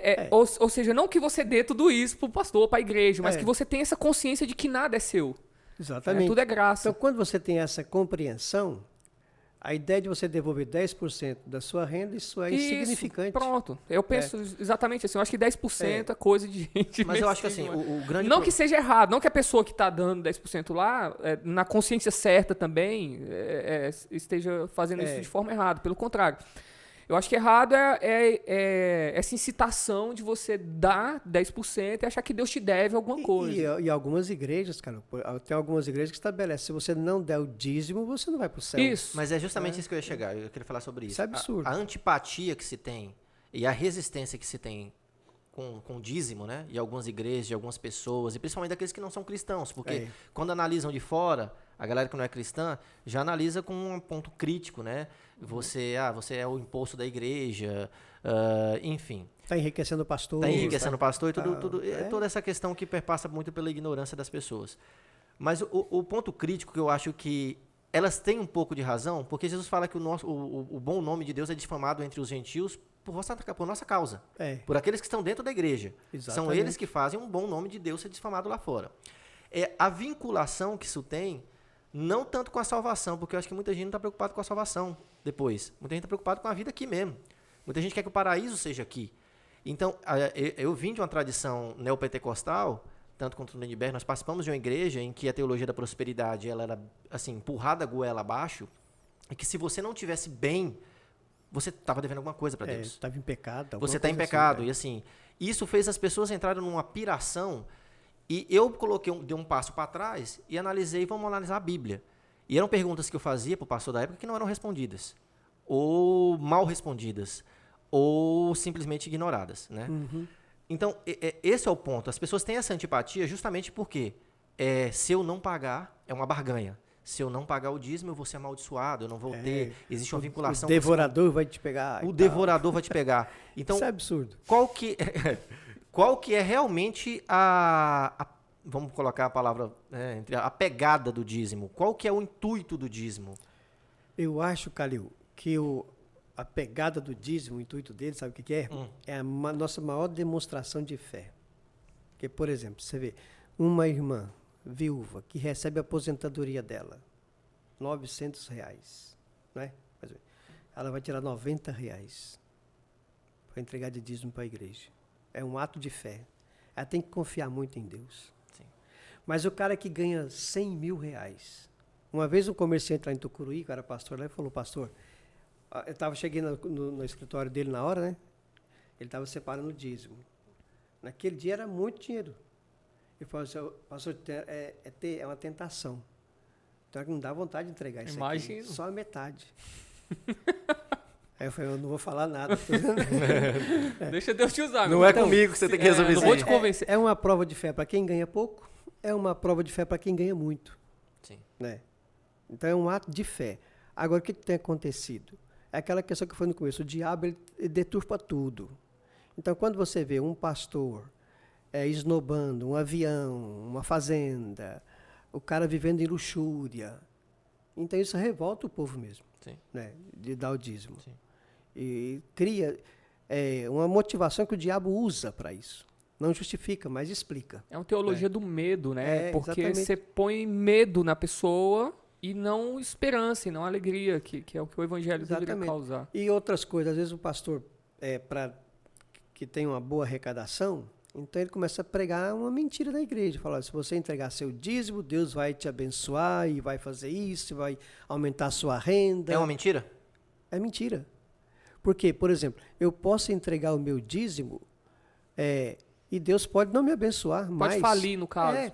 Porque o dízimo, Frank, é pelo que você já teve, não pelo que você terá. Essa é a ideia do dízimo. É pelo que ele já me deu. Então, eu entrego o dízimo. Eu vi o Nicodemos falar muito interessante esses dias, assim, num texto, ele falando, Se você quer ser bem sucedido, se você quer ganhar dinheiro, trabalhe, estude, se Exatamente. profissionalize. Ué. Porque aqui na igreja, meu amigo, você Bora ralar, né, meu irmão? bora trabalhar, porque você não vai dar o dízimo e não há uma poupança. Olha, Não é uma vez eu vi uma coisa que me revoltou lá em Tucuruí. Foi um cantor gospel famoso. Eu era do conselho de pastor, ele estava em Belém, esse cara, para chegar a Tucuruí. Ele cobrou 5 salários mínimos, passagem aérea e hospedagem no hotel 5 estrelas, que era da Eletronorte. Tudo isso. E chegou no dia lá, na escadaria onde aconteceu o carnaval, foi o evento dele. Aí terminou o culto e ele resolve levantar uma oferta. Ele começa a coisa, se você investir hoje R$100, Deus vai lhe dar 200 Investir, daqui 30 a dias. palavra aí já é um E gatilho, tal. né? Deus vai te abençoar com 200, vai te abençoar com mais. Então, pode entregar, entrega a sua aliança, entrega seu relógio, entrega seu colar, Nós falamos isso ontem, né? Sim. cheque, pode dar o seu cheque pré-datado. Absurdo, cara. E ele arrecadou muita grana lá. Porque Arrecada mesmo. a moça que estava com ele era da minha igreja. Então ela contou depois quanto foi a renda. Algo absurdo. Né? Um cantor evangélico. O cara já tinha cobrado e cobrado caro. Então ele já tinha recebido para estar lá. É, exatamente. 5 salários para ele não cantou 2 horas. E aí isso aí é combinado entre todo mundo? Tipo assim, o que eu tirar aqui de oferta é meu, tanto é pra você, tanto... Ele nem falou que ia tirar oferta para o conselho de pastores, não falou nada. Ele tirou, pegou e levou para casa dele, né? E pronto. De boa, porque aqui não, tinha ué. combinação. Aqui Não tinha foi. combinação nos eventos aqui. Exatamente. Tipo assim, ó, a gente, por exemplo, combinava antes, né? Ó, a gente não vai te dar um cachê fixo, mas o quanto você tirar de oferta, tantos por cento é seu, tantos por cento fica pra igreja que... Tanto... Não, a gente combinava, por exemplo, com o Logos, é um grupo que eu Aham. admiro. O Logos combinava o seguinte, olha, a gente vai pagar as passagens, hospedagem, que é natural. Sim. E vamos vender seus discos. Então, eles mandavam, pô, vamos mandar 100 discos. Não, mas Naquela época, o né, Logos é um dos grupos mais tranquilos, assim, que eu já ouvi falar muito bem São deles. respeitados, Assim, é, muito... Então a gente vendia os discos. Se comprometia, a igreja vai vender 200, se não vendesse os 200, a gente pagava os 200. Ah, entendi. Era assim com Aí a eles. igreja ficava e vendia depois. exatamente. Entendi. Mas, então, essa questão do dízimo é isso, ela é revoltante por isso, porque muitos pastores exploram isso como meio de salvação, como meio de enriquecimento. É uma deturpação, é né? uma Que a gente... deturpação. Pastor, uma coisa aqui. Existem, eu não vou falar aqui por conta do YouTube, né? O nome da pessoa. Mas existem pessoas que vendem colheres de predeiro mágicas, vendem sementes de feijão com cura para doenças.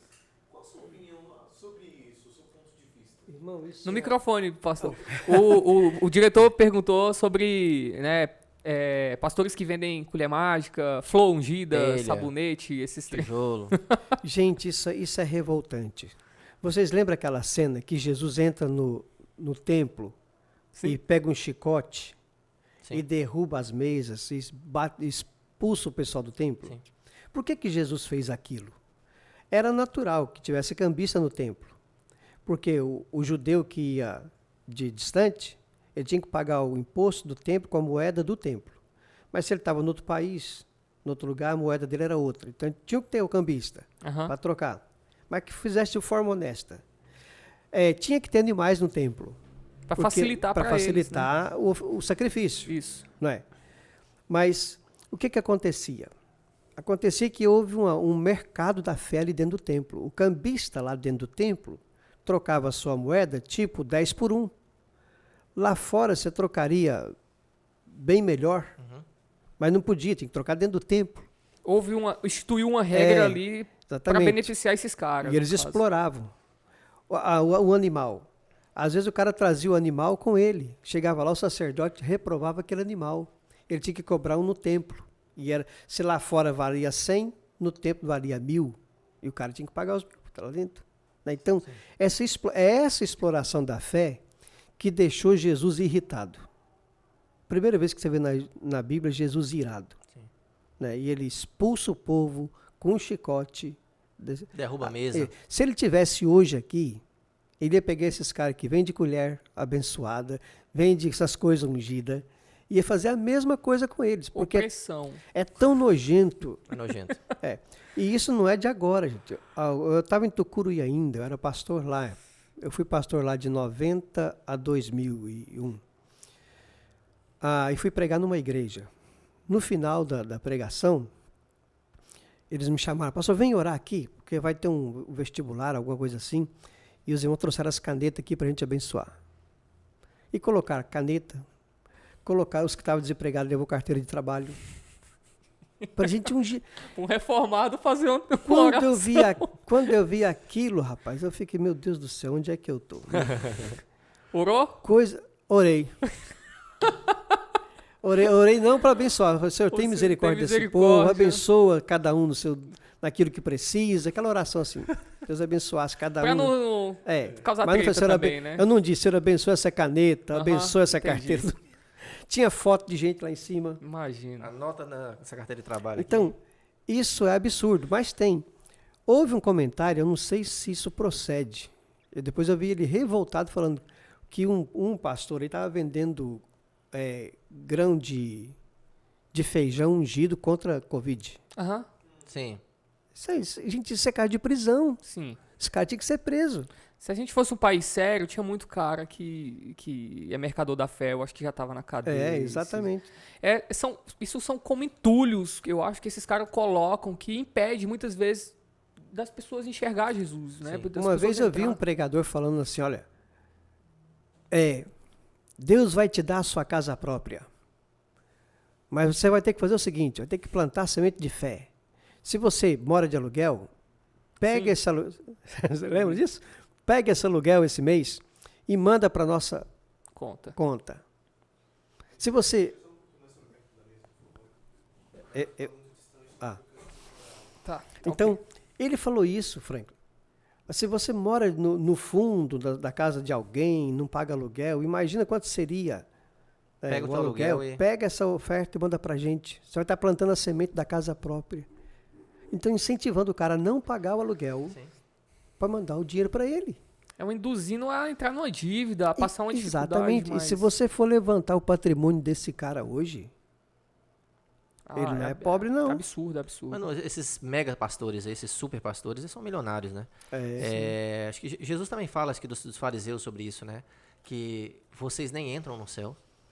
E vocês fecham as portas daqueles que deveriam entrar. Tem uma passagem aqui, em Mateus, Calil.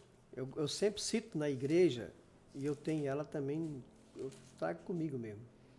Quer ver? Pode ler, do verso 21 ao 23. Nem todo o que me diz Senhor, Senhor, entrará no reino dos céus, mas aquele que faz a vontade de meu Pai que estás nos céus.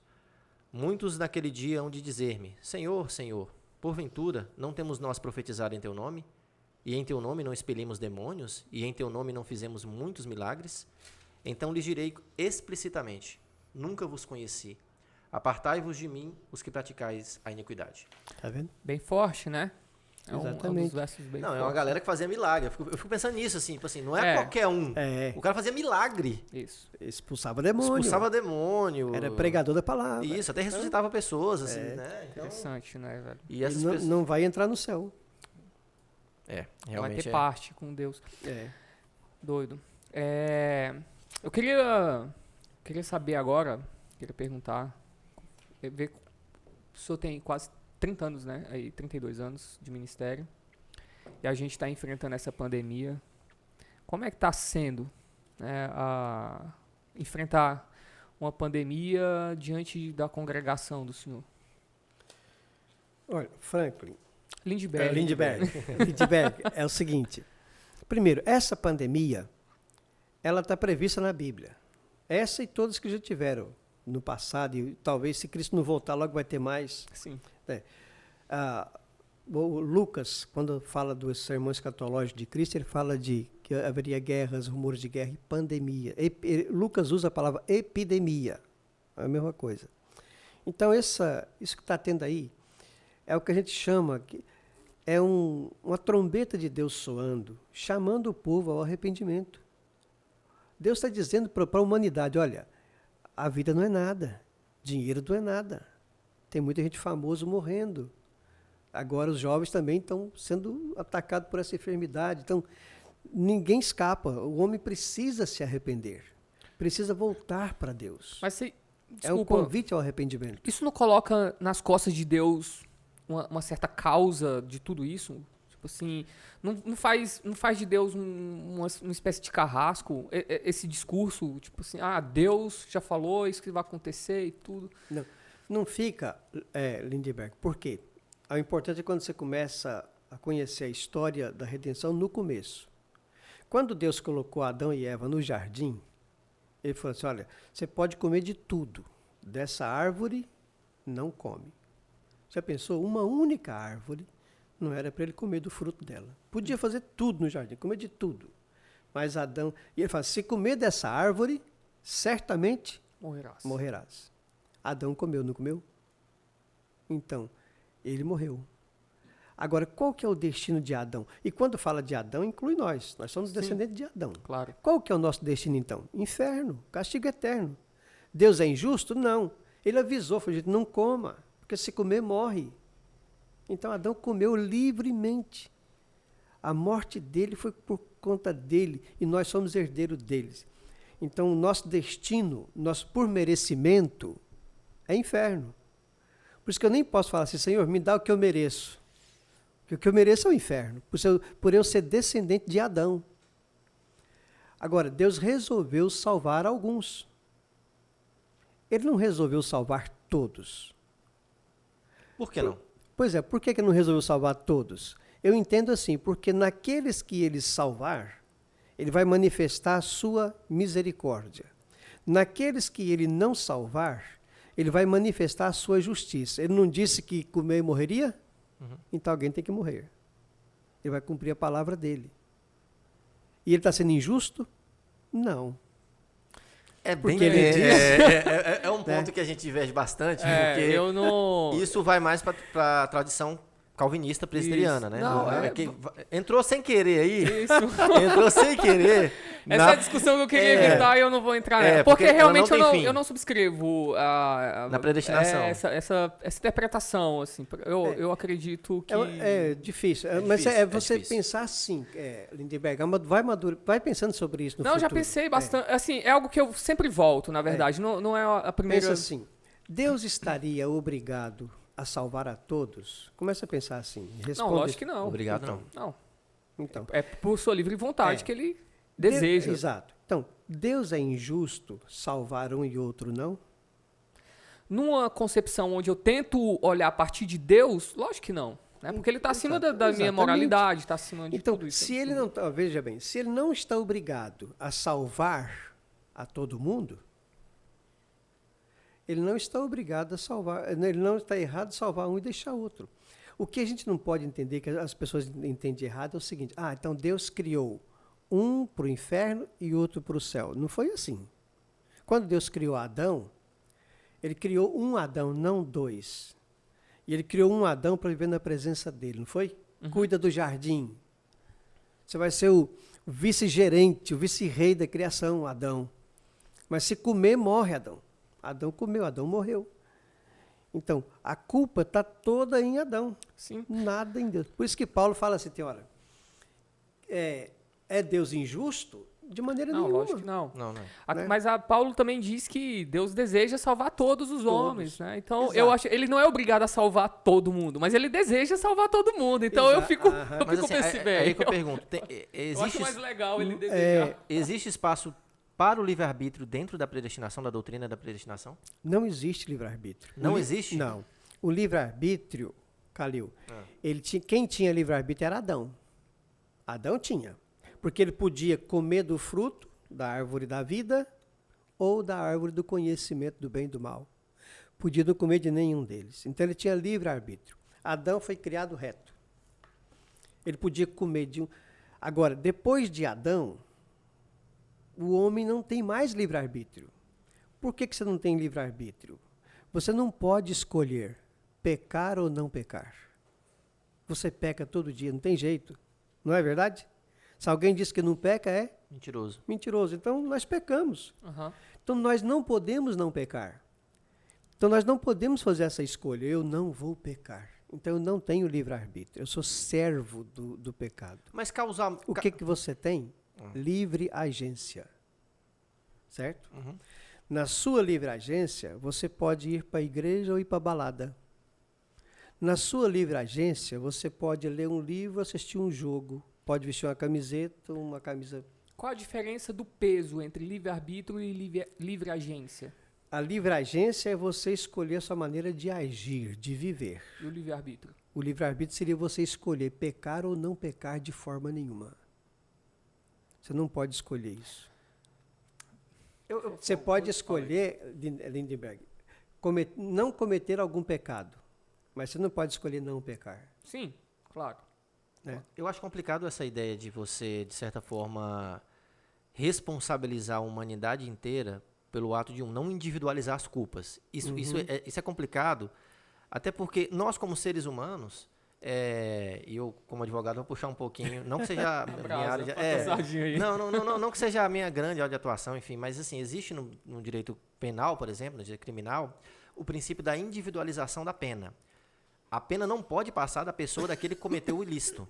Né? Por exemplo, se o senhor cometeu algum crime, essa pena não pode passar para sua esposa. O senhor que tem que ser responsabilizado por ela. Se nós, como homens, temos esse senso de justiça, por que nós somos responsabilizados por Deus, que está infinitamente acima, numa esfera de compreensão maior que a nossa, por erros de alguém que, por exemplo, nós nem conhecemos? Eu posso complementar? Pode.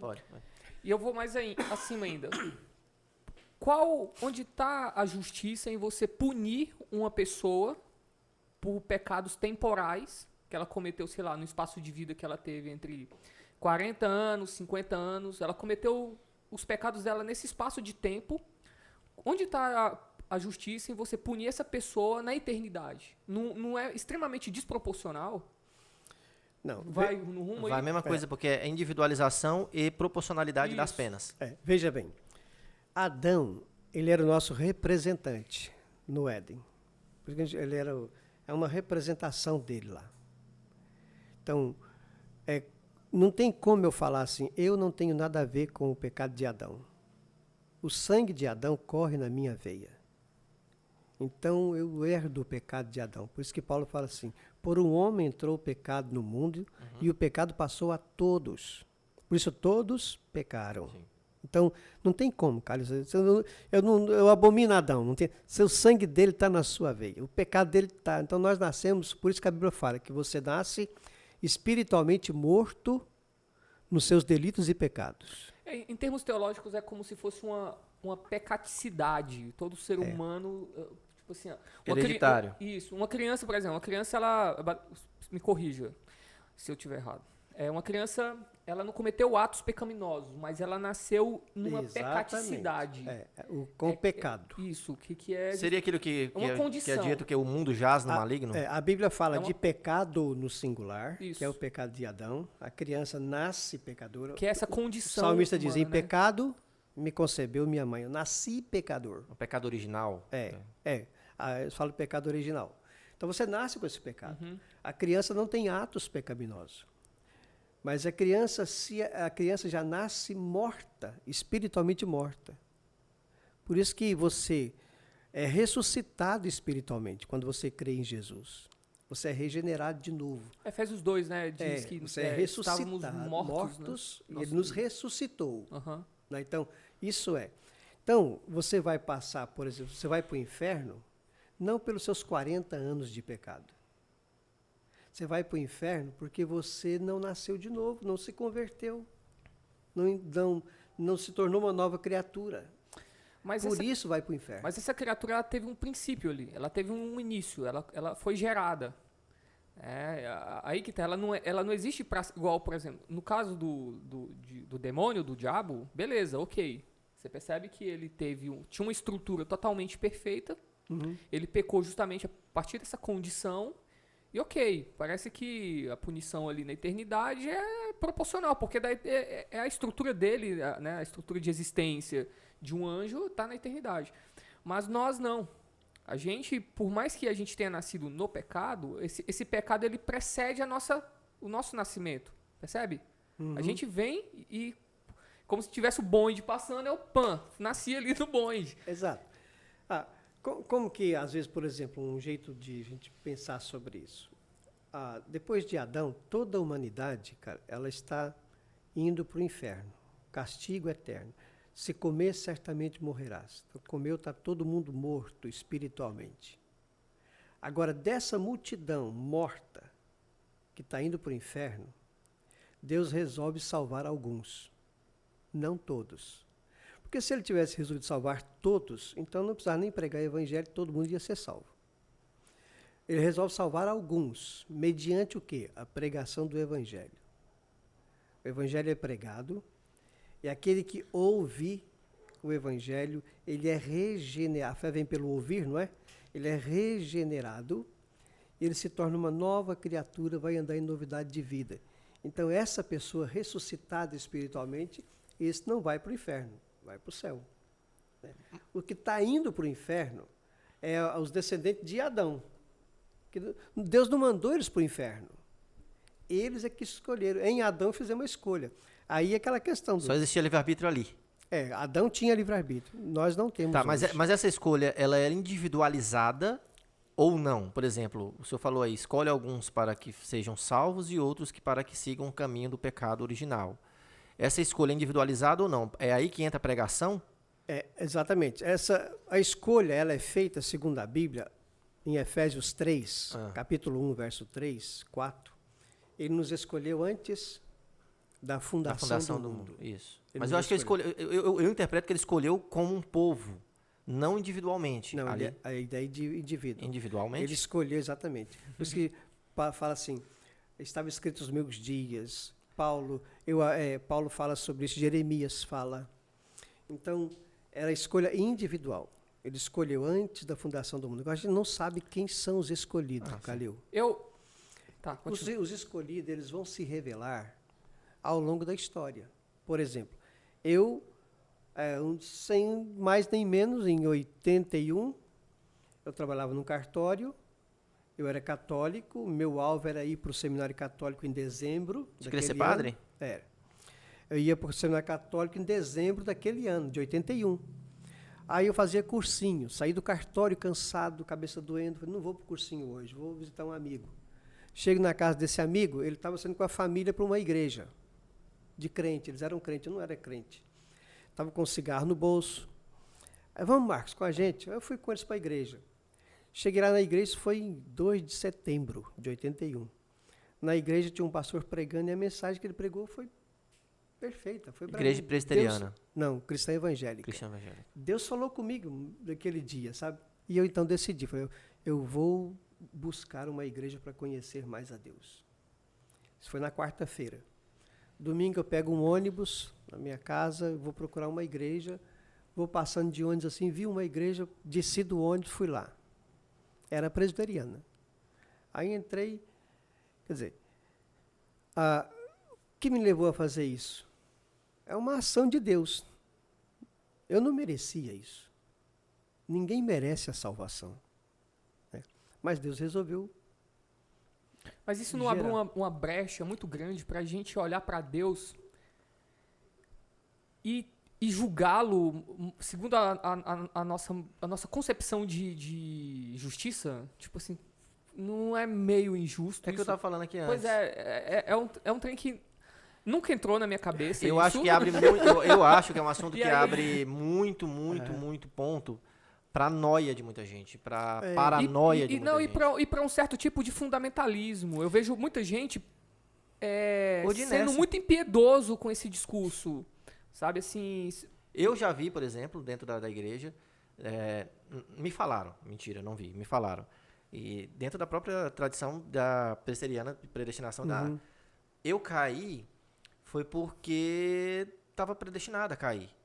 E aí, se eu for ser salvo e voltar, eu estou predestinado a ser salvo, então tá tudo certo. Mas o senhor acha que não gera isso também? Gera. Não é uma consequência. Mas é que eu te lembro que eu falei no começo, o diabo deturpa a doutrina. Mas olha principalmente essa. Uma coisa, Franklin. Lindbergh. Não sei por que Franklin. Lindbergh. O que é Franklin? Veja bem. É o Franklin Ferreira, eu acho Olha, que falou primeiro. No ponto de vista humano, social, presta atenção, a gente sempre, qual que é a nossa tendência, Calil? Pensar o pior do outro. Não é? Julgar, né? Você vê uma pessoa... Aí, o primeiro pensamento que a gente faz é o pior. Geralmente. É um pré-conceito, né? Geralmente é assim. Com Deus também é assim. Que o diabo faz isso. Ele quer que você pense logo que Deus é injusto, que Deus é mau, que Deus é egoísta, Não, que não, Deus não. é... Não é que eu penso que Deus é injusto. Aliás, a questão é, isso... o fato de essa concepção fazer com que eu olhe para Deus de forma injusta faz com que eu não acredite nela. Não, Nesse sentido, não que eu entenda que Deus seja exatamente. injusto. Mas o que a gente tem que entender? Olha, Deus é perfeitamente justo e bom. Não, claro. Deus é maravilhoso. Aham. Ele é amor, Então, né? agora veja bem, se Deus ele me salvou, será que não tem propósito dele deixar que a minha esposa não seja salva, que meu filho não seja salvo? Lembra de Paulo, a salvação para tu e a tua casa. Então a ideia é essa. Você tem que pensar o melhor de Deus. Mas ele já não é indivíduo. É igual Ele te salvou para que através de você ele possa salvar sua família, seu Uhum. pai, sua mãe, etc. Através de você, por exemplo, quando eu converti lá em Goiânia, nessa época eu falei para vocês, era só eu de crente. Meu pai e minha mãe abominavam crente, tinha ódio de crente. E quando eu soube que eu converti, mais ainda. Mas ele era católico? Católico. Católico. Então, a minha mãe morreu crente. Eu tenho muitos sobrinhos, quase todos são crentes. Então, através de mim, Deus foi contaminando a família. Né? Então, é nesse sentido. Eu tenho que pensar sempre o melhor. Claro. Mas eu... Só pra gente fechar esse assunto aqui. Não, e também o pastor tá em compromisso e já deu... Não, mas tranquilo. Tá de boa. Ela que manda aqui no negócio. O pastor tá com a esposa dele aqui. Ela...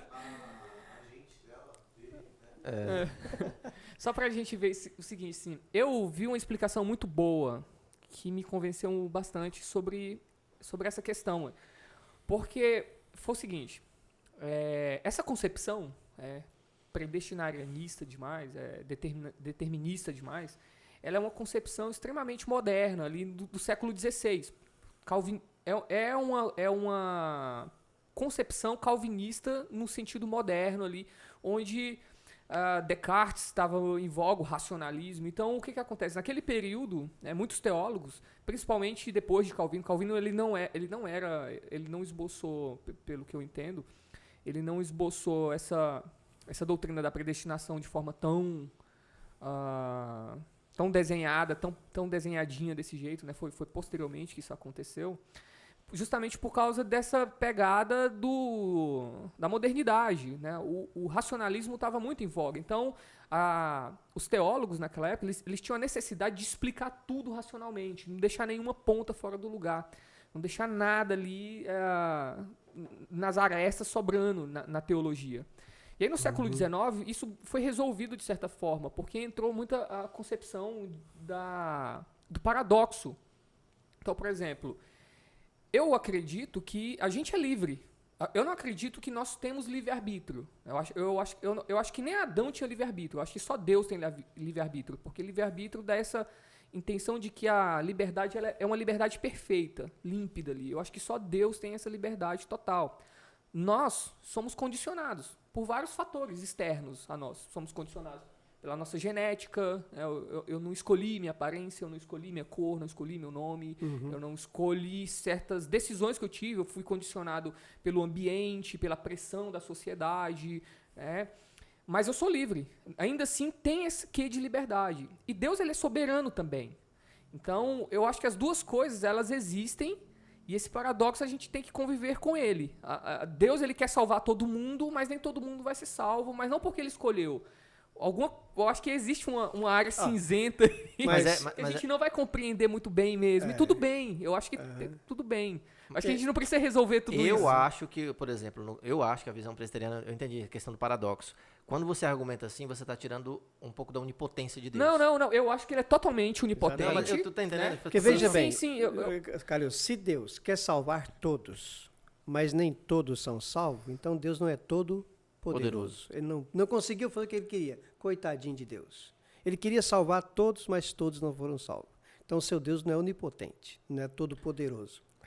Vai por aí. Não Eu acho que é um paradoxo então, que veja bem, a gente não precisa resolver. Outra coisa, Nem vamos. Lindbergh, você não é livre. Você não é livre porque você não pode não pecar. Mas há uma... Você tá preso. A gente é livre... Você é um escravo do pecado. Ok, beleza. Então você não é livre. Mas o pecado, ele tira de mim toda a liberdade? Será que não existe algo ali na Não. consciência humana Exatamente. que é Você não é justamente totalmente livre, né? isso? Você tem liberdade, por exemplo, liberdade de agir, mas você tem dentro de você, como todo ser humano, uma natureza humana caída. Sim. Essa natureza humana caída, ela vem de Adão. É o vírus que ele passou para nós. Essa natureza humana caída. Então, eu posso não pecar. Quer dizer, eu não posso não pecar. Eu posso escolher não cometer alguns pecados. Eu posso não adulterar, ser fiel à minha esposa. Mas eu não posso amar a Deus como eu deveria amar. De todo o meu coração, com toda a minha alma, todo o meu entendimento, com toda a minha força, acima de tudo, de todas as coisas. Eu não consigo amar a Deus assim. Eu não consigo amar o meu próximo como eu deveria amar. Então eu sou pecador. Eu não sou livre, eu sou escravo do pecado. Agora, você está em Cristo, você não é mais escravo no sentido de viver escravizado pelo pecado. Quando eu não era crente, eu era escravo do pecado. Eu vivia na bebida, prostituição, e fazia só aquilo que eu queria, não queria saber de Deus, não lia a Bíblia, não buscava Deus. Então eu era um escravo do pecado. Depois de Cristo, a gente se torna livre? Porque a Não. Páscoa, como a gente iniciou, é a libertação, né? Lembra daquela passagem de João 8, 31, 32? Jesus fala assim: disse Jesus aos judeus que haviam crido nele: conhecereis a verdade e a verdade vos libertará. Então nós vamos sendo libertos. Quanto mais você conhece a verdade. É progressivo. Exatamente, Nós essa vemos como libertação. um espelho, né? Nós veremos claramente Então, depois. muita coisa que eu acreditava vai libertando, sabe? Mas é com o tempo. Então, Entendi. quanto mais eu vou conhecendo a Bíblia, mais eu vou... por exemplo, imagina que esse aqui tivesse um café aqui dentro, um pó de café aqui nessa água.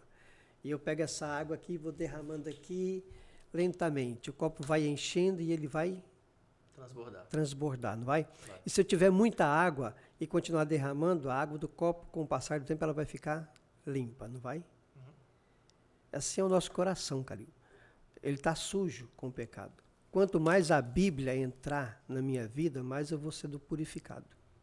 E mais livre. Mais livre. O que me purifica é a Bíblia, a palavra de Deus. Então, por isso que você vai encontrar, às vezes, Lindbergh, pessoas que frequentam a igreja 30 anos, 40 anos, e um coração mau, um coração ruim. Mas isso é sensacional, porque eu tenho lido, eu estou lendo Mateus, é sensacional. São esses paradoxos que Cristo fala. Tipo assim, olha, se tu perder tua vida, tu vai encontrá-la. Sim. Se tu perder tua vida, tipo assim, aquele que ama a sua vida mais do que a mim, vai perder a vida. Não, e tem hora que Jesus fala assim, ó, deixa margem para uma escolha. Olha só, vocês têm que escolher me seguir. E aí outra parte ele fala, ó, foi meu pai que escolheu vocês. Então você percebe que existe essas tensões, e aí eu penso o seguinte, que as duas coisas existem. A gente escolhe e Deus também nos escolheu. Você vai entender isso de acordo com a Escritura. Por exemplo, você quer ver? Jesus fala assim, vinde a mim, todos vós estão cansados e oprimidos. Se ele faz o convite para que você venha a ele, então você tem que vir. E você tem que ter uma escolha. E você Venha tem que a mim. escolher ir também. Exatamente, certo? então venha a mim. Eu tenho que certo? decidir. Então, mas quando ali no Sermão do Monte, você vai chegar lá, nas duas portas, ele fala que há uma porta estreita e uma porta larga, não tem? Sim. Aí ele não vai dizer para você, Calil, escolhe uma das portas. Ele não vai dizer isso. Tem uma porta larga e uma porta estreita. Entra pela porta estreita. Ali ele vai te ordenar a entrar pela porta. Ele não vai deixar você fazer escolha. Mas no final das contas, eu preciso ter essa decisão de entrar, por mais que seja uma ordem. Exato. Porque eu penso que a ordem de Deus, a ordem de Jesus, ela não é algo imposta. Ela é baseada no amor. E o amor, ele sempre abre brecha para que você escolha.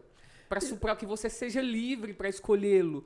Eu penso que Deus ele é tão amoroso. Mas que... o que você precisa entender é que, por exemplo, antes de você falar assim, Jesus, eu te amo, eu te quero. Ele já agiu, né? Exato. Ele já te amou primeiro. Pois é, Paulo fala sobre isso. Por isso que a primeira coisa, lembra que Jesus disse para Nicodemos, ninguém pode entrar no reino de Deus senão nascer de novo. Nascer de novo. Isso, nesse nascer de novo ali, é ser regenerado. Perfeito. Esse regenerar, quem faz na sua vida é o Espírito Santo. Sim. Então, quando você chega a Jesus, eu te amo, É que ele é já porque agiu. já agiu. Ele nos amou antes que nós o amássemos. Né? Exatamente. E aí você entra, tipo assim, eu acho que esse pastor que a gente está falando, esse conflito, esse paradoxo, é o que permeou a cabeça dos santos das igrejas durante muito tempo. Tipo assim, Senhor, é o que o Agostinho fala, tudo a ti pertence, mas tu ainda queres minha adoração. Assim, eu ainda preciso te adorar, mas a minha adoração te pertence. Tu queres que eu fale ainda, mas eu preciso falar porque eu não consigo não falar. Então, é esse paradoxo que permeou a cabeça deles, fez muita gente entrar em conflito, escrever sobre isso, e eu acho que ele não Mas tem... eles não tentaram resolver isso. Que aí que foi o que aconteceu com os calvinistas Mas do não, século dá, XVII. mas não dá para resolver isso. Pois é, mas os caras do século XVII, igual o pastor Marcos Carrijo, ele coloca pra nós aqui como se tudo tivesse resolvido. Não, eu acho que depois ele foi, o reverendo foi conversando, Essa que é a e questão eu fui do- entendendo essa questão, porque a gente acha que está em acordo aqui, mais do que em divergência, sobre o ponto de achar que é um grande paradoxo, porque como o senhor falou, vinde a mim. Aham. Né? Bem, eu acho que Você- as duas coisas elas estão presentes. Tanto a soberania de Deus, ele é soberano mesmo, ele entendeu todo o negócio, mas também a escolha humana. Eu acho que as Exato. duas coisas não se anulam. A soberania de Deus ela é tão Ah, interessante que ela sim, não anula a mas escolha humana. Acontece, Lindenberg, que a sua escolha, ela só acontece porque Deus já fez uma obra na sua vida. Sim. Se Deus não te regenerar antes, você nunca vai dizer, Mas, Senhor, aí eu que tá o quero. paradoxo. mas aí que eu penso, Deus, ele deu essa oportunidade para todos nós, por exemplo. A gente vê lá em João, né? Ó, João, segundo, Mas aí, primeiro bem- João 2, que ele fala assim, ó, porque ele não é a propiciação... Não, primeiro João 1, 2, porque ele não é a propiciação somente pelos nossos pecados. mas para o pecado do mundo inteiro. Pois é, mas nós vamos ter que entender, por exemplo, o que quer dizer que o mundo inteiro. Outra coisa. Vamos lá. Aquela questão, por exemplo, todos. Ó, quando fala assim, Deus quer que todos sejam salvos. A graça não é? de Deus se manifestou salvadora a todos Certo. os homens. Você tem que, Tito, né? Tito. você tem que entender o todos ali. O que você quer dizer com todos? Todos, será que é tudo? Por exemplo, quando fala assim, toda Jerusalém saiu atrás de Jesus. Toda Jerusalém? Será que não ficou ninguém para trás? Então você tem que entender o todo dentro da Escritura. Não, eu acho... isso é Charles Spurgeon, que era um calvinista, terreno. Ele fala bem assim, ó. Se tá todos, se o Espírito Santo colocou todos, é porque todos. Se não fosse todos, ele ia pôr alguma outra coisa lá. Sim, que não. Não, sim, Mas você tem que ver, vírgula você ali, tem que ver pelo contexto. Por isso que a Bíblia fala, o texto fora do contexto é um pretexto. Claro. Então você tem que entender o texto dentro do contexto. Porque veja bem, se Deus deseja a salvação de todos, mas ele não consegue salvar a todos, então ele não é Deus. Todo-poderoso, não. Não, mas assim, Você já começa a Igual comprometer o- o caráter o- de Deus aí. o texto que o Calil citou, que é Tito, né? Porque ele derramou a graça, trazendo salvação, a graça salvadora, a gente pode... Sua né? graça se manifestou salvadora a todos os homens. A todos os homens, assim. Então, Mas é porque... Ó, você quer, eu lembrei aqui de uma coisa dele. não vamos dizer que a gente João iria, 3,16, né? Porque Deus amou, o mundo. mas lá em 1 João, Calil, ele vai dizer, não ameis o... O mundo. Aí é contradição? Não. Não. Você vai ter que entender os dois textos dentro do seu contexto. A mesma coisa é o todos. Deus deseja a salvação de todos, mas que todos são aqueles. Quando, por exemplo, fala lá em Joel, que Deus derramou o seu Espírito sobre toda a carne. Que toda a carne é aquela? Será que todo ser humano individualmente? Não. Você vai ver pelo contexto que toda a carne ali é judeu, samaritano e gentio. Não é individualmente. Então, por isso que a interpretação da Escritura é extremamente importante. Muito bom. Dentro do contexto. O- Ó, sobre a vontade de Deus, se você puder, tem um livro que o autor ele é um teólogo brasileiro. Ele é doutor em teologia sistemática. Heber Carlos Campos. Ele foi meu professor no seminário. Ele tem um livro, Ser de Deus e seus atributos. Se você puder ler, ele fala sobre a vontade, aquela vontade, sobre a vontade de Deus. A vontade é que todos sejam salvos. Desejo. Que vontade é essa? Ele vai explicar. Beleza, muito bom. Qual o nosso horário aí? Como é que tá aí? Eu Tá- acho que tá já de boa? passou, já. Já, né? Já Já passou. foi bom, gente. Ô, reverendo, muito obrigado Pô, pela isso é presença uma do pena. senhor. Dá Vamos uma voltar que aqui para agradeço. terminar esse assunto. Esse assunto, ele não termina. Não termina, Eu não. Ele não acho que termina. não termina. Mas é bom. Eu nem queria entrar nele. Mas não tem como, eu Não acho, tem né? como, não tem como. Conversar com Não, um mas é presbiteriano é... Mas é bom. Mas É igual um adventista, vai passar pelo sábado, uma hora ou outra ali, você só não fica tem na jeito, você tá espera. desviando É, do sábado. Só fica Mas tudo bem, foi bom, foi ótimo. Para eu amadurecer minha ideia acerca disso, foi de muito tempo, então é natural isso. Eu tô nesse processo também, eu tô nesse processo e vamos lá, gente né? vai E a gente, amadurecendo. como o Calil falou, né? A gente é uns meninos aqui, É, estamos aprendendo, vamos aprender. tô conversando com os meninos, mas foi muito Reverendo, bom. É. muito obrigado Eu- mesmo pela Eu é presença. que agradeço, de coração. Por ter aceitado, né? Nosso Quando- convite. É, a conversa foi muito Se legal. Foi houver ótimo. outra oportunidade, será um prazer. E é propício, né? A gente chamou o senhor justamente por causa da data, né? Que Amanhã é é Páscoa. E a domingo gente queria trazer um de pouquinho mais Páscoa. de seriedade aqui e abençoar, né? Nosso podcast. O Sim, nosso sim. tá abençoado aí. Sim, o nosso está abençoado. O áudio tá 100%. E o áudio diretor 100%. ali acertou a mão, Cara, parece. esse áudio tá matando a gente, mas graças a Rapaz. Deus ele vai melhorar. Vou te jogar na mão do Wiggins. Wiggins, Luiz, obrigado. brigadão aí, cara. Né? Você Valeu. salvou a gente. Então, galera, inscreva-se no canal do YouTube. Não esqueçam, se Não se inscrevam no esqueçam, canal. inscreva-se no canal do YouTube, sigam a gente no Instagram. E em breve estaremos na Twitch. E em breve a gente vai estar na Twitch, fazendo Twitch live. e no Spotify. A gente tem que estar no Spotify, tem gente cobrando tem a que gente. criar um RSS, né, pro Spotify Não primeiro. sei, É um mano. link RSS. Depois a É. gente vê isso aí, mas a gente É vai... isso aí. O Spotify para artista também. Então tá. Mais uma vez, muito Obrigado, obrigado. Reverendo. Obrigado e Deus abençoe o trabalho de vocês. Amém. Maravilhoso. Amém. Amém. Muito Espero- obrigado. Tá certo. Valeu, pessoal. Até mais.